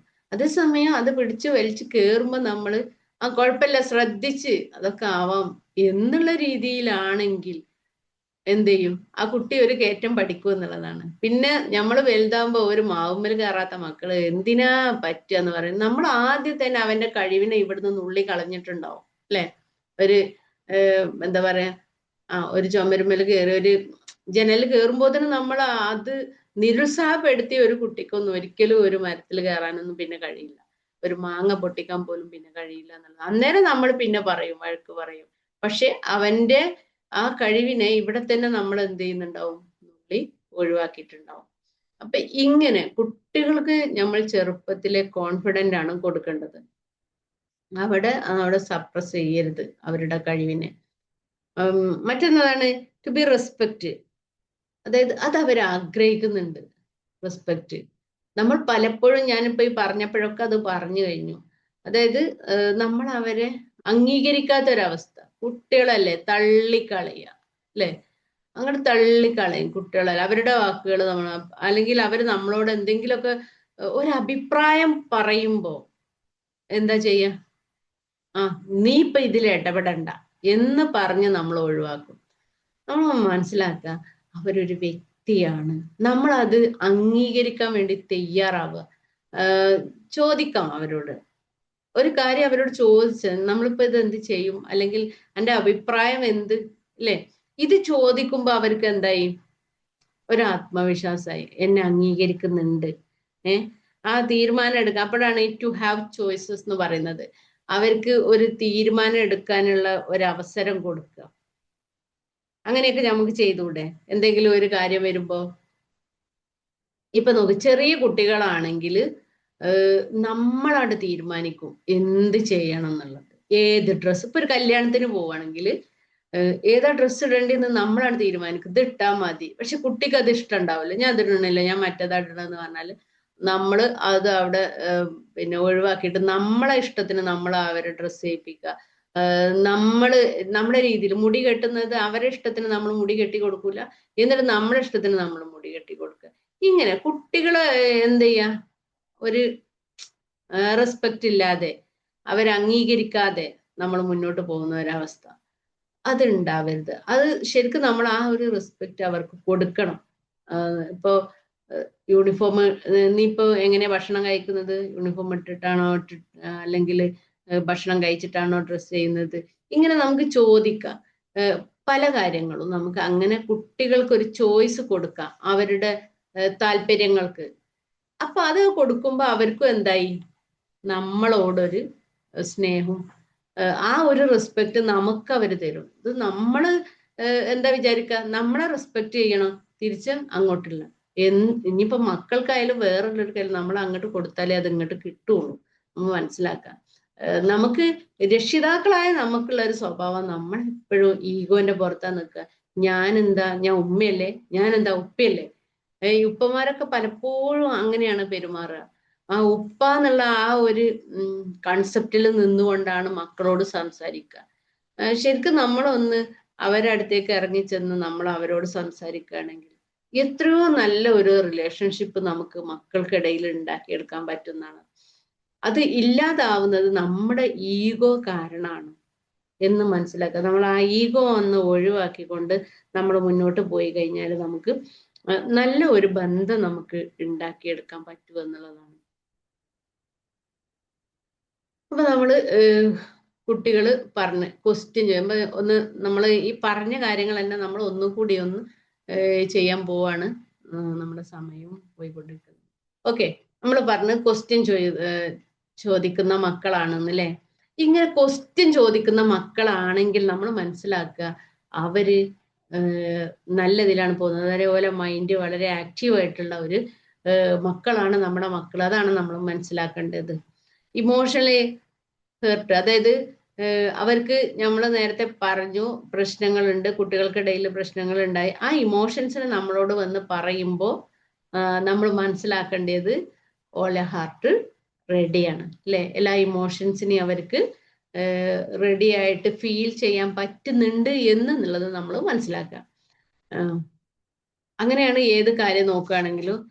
ഇത് സെൻസിറ്റീവ് ആണ് മക്കള് അല്ലെ. എന്താണ് സെൻസിറ്റീവ് എന്ന് ഉദ്ദേശിക്കുന്നത്? ഇവിടെ നമ്മളിപ്പോ നിങ്ങൾ കണ്ടില്ലേ, ടീച്ചേഴ്സിനെയൊക്കെ അനുകരിക്കും, രക്ഷിതാക്കൾ അനുകരിക്കുക, മക്കൾ പല ടോണിൽ സംസാരിക്കുക, പലരെയും അനുകരിച്ചുകൊണ്ട് സംസാരിക്കുന്ന മക്കളുണ്ടാവും. അപ്പൊ അവരുടെ എന്താ പറയാ ഇൻഡ്യൂഷൻ അതൊക്കെ ശരിയായ രീതിയിലാണ് എന്ന് നമുക്ക് മനസ്സിലാക്കാൻ പറ്റും. മറ്റൊന്നാണ് എക്സ്പ്രസീവ് അല്ലെ, കമ്മ്യൂണിക്കേഷൻ ആക്റ്റീവ്. എന്താന്ന് വെച്ചാല് അവർക്ക് ഇഷ്ടമുള്ള കാര്യങ്ങൾ അവർ പറയാ, ഇഷ്ടമില്ലാത്ത കാര്യങ്ങൾ അവരെന്ത് ചെയ്യും, ഇഷ്ടമില്ല എന്ന് പറയാം. അങ്ങനെ പറയാനുള്ള ഒരു കഴിവ് കുട്ടികൾക്ക് ഉണ്ട് എന്ന് വെച്ചോളി. ഇപ്പൊ എനിക്കിത് ഇഷ്ടമില്ല, അല്ലെങ്കിൽ ഒരു ഡ്രസ്സ് ഇടുമ്പോൾ എനിക്ക് കംഫർട്ട് അല്ല, എനിക്കിത് വേണ്ട എന്ന് പറയാനൊക്കെ അവര് തയ്യാറാവുന്നുണ്ടെങ്കിൽ ഇങ്ങനെയുള്ള കുട്ടികളൊക്കെ നല്ല കുട്ടി, അതായത് നല്ല കുട്ടികൾ മീൻസ് അവർക്ക് അങ്ങനത്തെ കുഴപ്പങ്ങളൊന്നും ഇല്ലാത്ത മക്കളാണ് എന്നുള്ളത് നമുക്ക് മനസ്സിലാക്കാൻ പറ്റും എന്നുള്ളതാണ്. പിന്നെ നമ്മൾ പറയും to be heard, to be understood, ഇതൊക്കെ നമ്മൾ പറഞ്ഞു കഴിഞ്ഞിട്ടുള്ള കാര്യങ്ങളാണ്. അപ്പൊ ഇതിലൊക്കെ എന്തെങ്കിലുമൊക്കെ സംശയം ഉണ്ടെങ്കിൽ നിങ്ങൾക്ക് എന്നോട് ചോദിക്കാൻ പറ്റും. എല്ലാം ഈ കാര്യങ്ങളൊക്കെയാണ് നമ്മൾ ഇവിടെ ചർച്ച ചെയ്തിട്ടുള്ളത്. ഓക്കെ,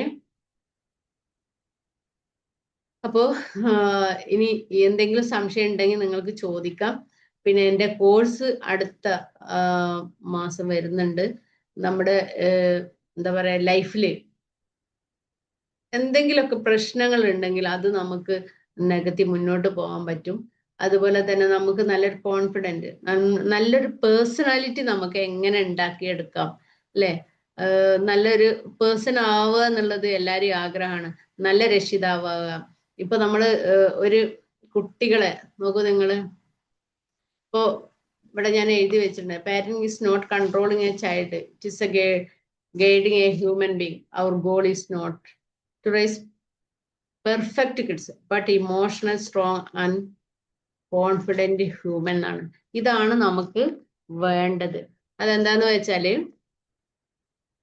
നമ്മള് പാരന്റിങ് എന്ന് പറഞ്ഞത് എന്താണ്, കൺട്രോൾ അല്ല. ഒരു കുട്ടീനെ നമ്മളിങ്ങനെ കൺട്രോൾ ചെയ്യുക എന്നുള്ളതല്ല ഒരു പാരന്റിങ് എന്ന് പറഞ്ഞാല്.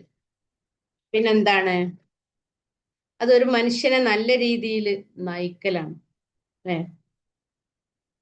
ഒരു പൂർണ്ണമായിട്ടുള്ള കുട്ടികളെ ഒരു എന്താ പറയാ, എല്ലാം കൊണ്ടും ഒരു പൂർണ്ണരായ കുട്ടികളെ വളർത്തുക എങ്ങനെ, വൈകാരികമായിട്ട്, അതായത് അവരുടെ ഇമോഷൻസ് എന്താന്ന് നമ്മൾ അറിഞ്ഞ് മനസ്സിലാക്കി അവരെ ഒരു ആത്മവിശ്വാസമുള്ള ഒരു വ്യക്തിയാക്കി മാറ്റുക എന്നുള്ളതാണ് നമ്മൾ ഇതുകൊണ്ട് ഉദ്ദേശിക്കുന്നത്.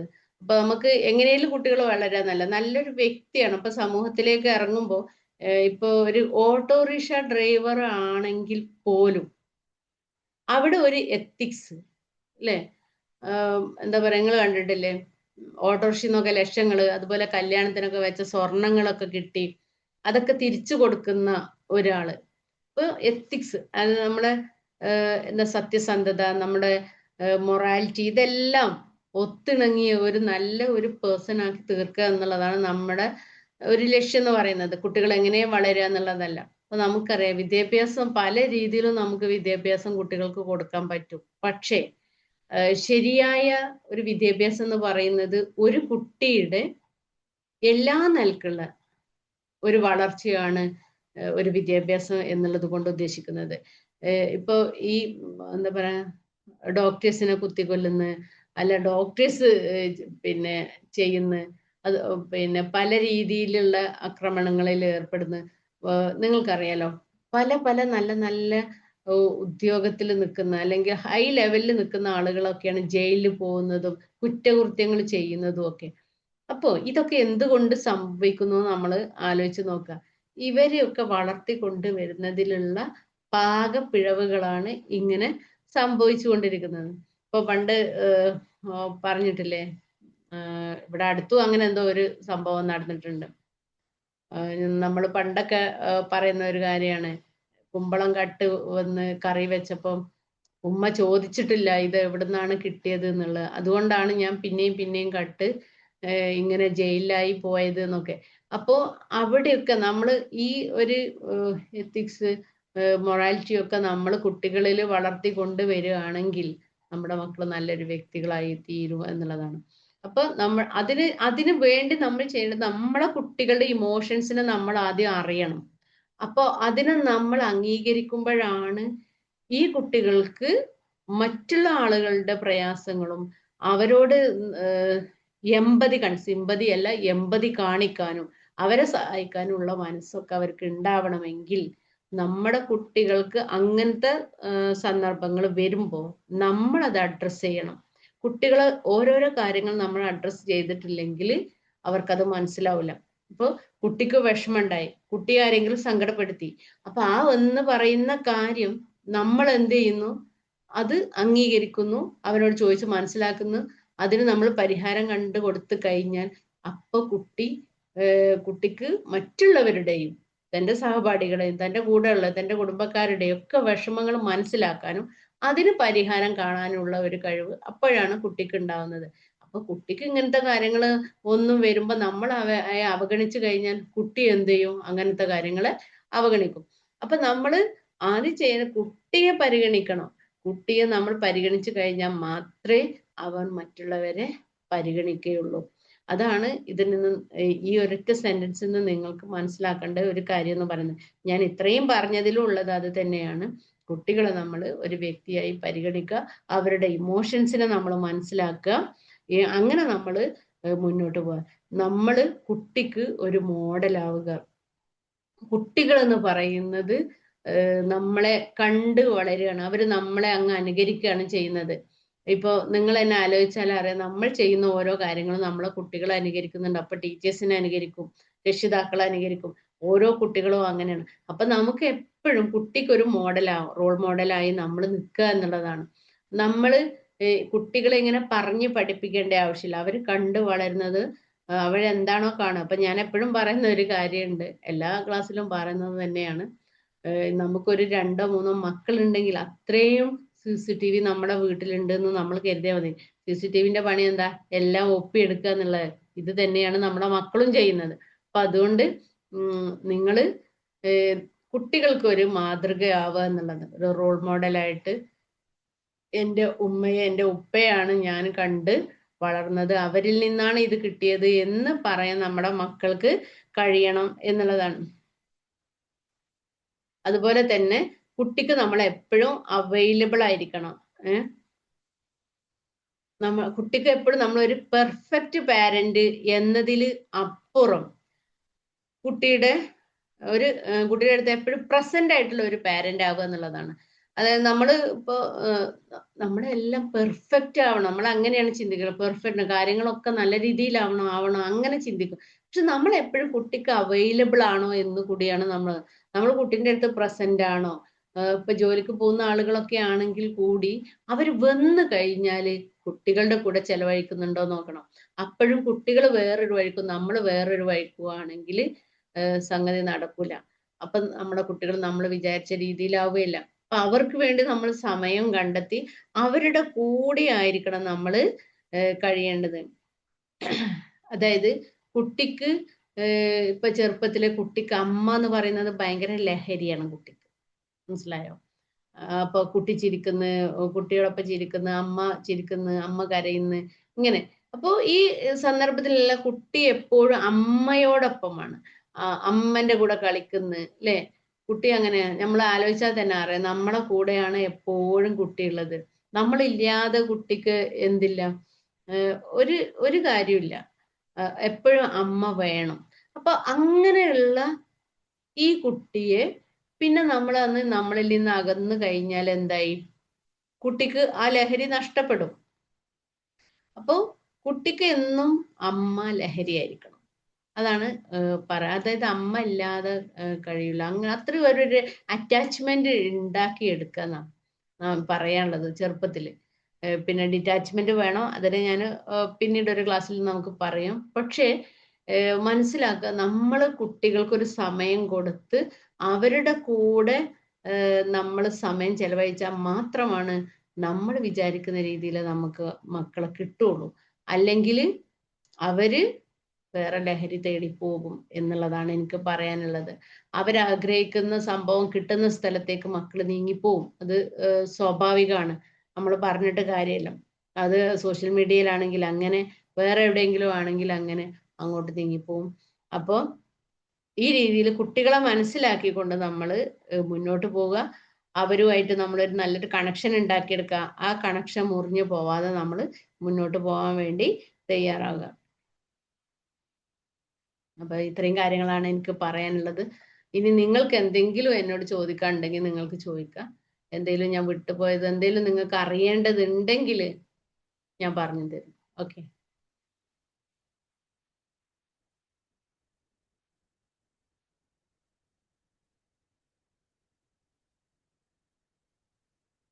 ഉണ്ടോ? പിന്നെ എൻ്റെ കോഴ്സ് വരുന്നുണ്ട്. ആർക്കെങ്കിലും താല്പര്യമുള്ളവർക്ക് കോഴ്സിൽ ജോയിൻ ചെയ്യാം. കോഴ്സ് എന്ന് പറയുന്നത് നല്ലൊരു പേഴ്സണാലിറ്റി നമുക്ക് ഉണ്ടാക്കിയെടുക്കാൻ പറ്റും. അതുപോലെ തന്നെ നമുക്ക് എന്തെങ്കിലുമൊക്കെ ആൻസൈറ്റി, ഡിപ്രഷൻ ഇങ്ങനെയുള്ള കാര്യങ്ങൾ ഉണ്ടെങ്കിൽ അതൊക്കെ നമുക്ക് റിമൂവ് ചെയ്യാൻ പറ്റുന്ന ഒരു കാര്യമാണ്. അതുപോലെ ഹീലിംഗ് ഉണ്ടാവാം. നമുക്ക് ഉള്ളിൽ എന്തെങ്കിലുമൊക്കെ പ്രശ്നങ്ങളുണ്ടെങ്കിൽ അതൊക്കെ നമുക്ക് ഹീൽ ചെയ്ത് ഒഴിവാക്കാൻ പറ്റുന്നതാണ്. അങ്ങനെയുള്ള ഒരു കോഴ്സാണ്. അല്ലെ റിലേഷൻഷിപ്പിൽ, അതായത് നമ്മുടെ ഭാര്യ ഭർത്താക്കന്മാർ, നമ്മൾ വീട്ടിൽ പല പ്രശ്നങ്ങളുള്ള ആളുകൾ ഉണ്ടെങ്കിൽ അവർക്കും ഈ കോഴ്സ് എടുത്തു കഴിഞ്ഞാൽ അവരുടെ പ്രശ്നങ്ങളൊക്കെ മാറി ജീവിതത്തിൽ നല്ലൊരു ഹാപ്പിനെസ്സോട് കൂടിയുള്ള ഒരു ജീവിതം ഉണ്ടാക്കാൻ കഴിയും. എൻ്റെ ഉദ്ദേശം ഇതാണ്. വീട്ടമ്മമാര് കഷ്ടപ്പെടുന്ന, പ്രയാസപ്പെടുന്ന ആളുകളുണ്ട്. പല രീതിയിൽ പ്രയാസപ്പെടുന്നവരുണ്ട്. അതായത് എന്താ പറയാ, ഫാമിലിയിൽ പ്രശ്നങ്ങളുള്ളവരുണ്ട്, സാമ്പത്തികമായിട്ട് പിന്നാക്കം നിന്ന് അതൊന്നും കടങ്ങള് കുടുങ്ങി കിടക്കുന്ന ആൾ. അപ്പൊ ഇതൊരു ബാലൻസ് ചെയ്ത് മുന്നോട്ട് കൊണ്ടുപോകാൻ പറ്റാതെയും, അല്ലെങ്കിൽ അതിന് എന്ത് പ്രതിവിധി ഞാൻ ചെയ്യണോ എന്ന് അറിയാതെയൊക്കെ കുടുങ്ങി കിടക്കുന്ന ആളുകളുണ്ട്. അപ്പോൾ അങ്ങനെയുള്ള ആളുകളെ ആ പ്രതിസന്ധിയിൽ നിന്ന് കരകയറ്റി അവർക്ക് നല്ലൊരു മാർഗം കാണിച്ചു കൊടുക്കുക എന്നുള്ളതാണ് എൻ്റെ ഉദ്ദേശം. അപ്പോൾ ജീവിതത്തില് നല്ലൊരു ഹാപ്പിനെസ്സോട് കൂടിയുള്ള ഒരു ജീവിതം കെട്ടിപ്പടുക്കാൻ എങ്ങനെ പറ്റൂ എന്നുള്ളതാണ് എൻ്റെ കോഴ്സിന്റെ ഒരു കാതൽ എന്ന് പറയുന്നത്. താല്പര്യമുള്ളവർക്ക് ഇത് വരാവുന്നതാണ്. എന്നെ കോണ്ടാക്ട് ചെയ്താൽ മതി. എൻ്റെ നമ്പർ ഉള്ള ആളുകളാണ് എല്ലാവരും എന്നാണ് ഞാൻ വിചാരിക്കുന്നത്. അപ്പോൾ ഓക്കെ, ഇന്നത്തെ ക്ലാസ് ഞാൻ അവസാനിപ്പിക്കുകയാണ്. നിങ്ങൾക്ക് എന്തെങ്കിലും പറയാനുണ്ടെങ്കിൽ പറയാം. Okay, thank you. ക്ലാസ്സിനെ പറ്റി എന്തെങ്കിലും പറയാനുണ്ടോ?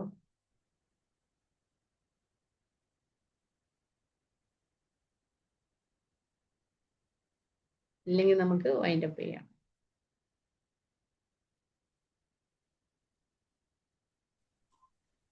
വളരെ ഉപകാരപ്രദമായ കാലിക പ്രസക്തിയുള്ള ഒരു വിഷയം തെരഞ്ഞെടുത്ത് നമുക്ക് ഇത്രയും വിഭവസമൃദ്ധമായ ഒരു ക്ലാസ് തന്നതിന് ഹൃദയത്തിൽ നിന്നും സ്നേഹത്തോടെ നന്ദി അറിയിക്കുകയാണ്. ഇനിയും വിവിധങ്ങളായ സബ്ജക്റ്റുകൾ വന്നുകൊണ്ട് നന്നായി ഉയരങ്ങളിലേക്ക് എത്താൻ പറ്റട്ടെ എന്ന് ആത്മാർത്ഥമായിട്ട് ആഗ്രഹിക്കുന്നുണ്ട്, പ്രാർത്ഥിക്കുന്നുണ്ട്. നമുക്ക് സ്റ്റോപ്പ് ചെയ്യാം. Okay, good night.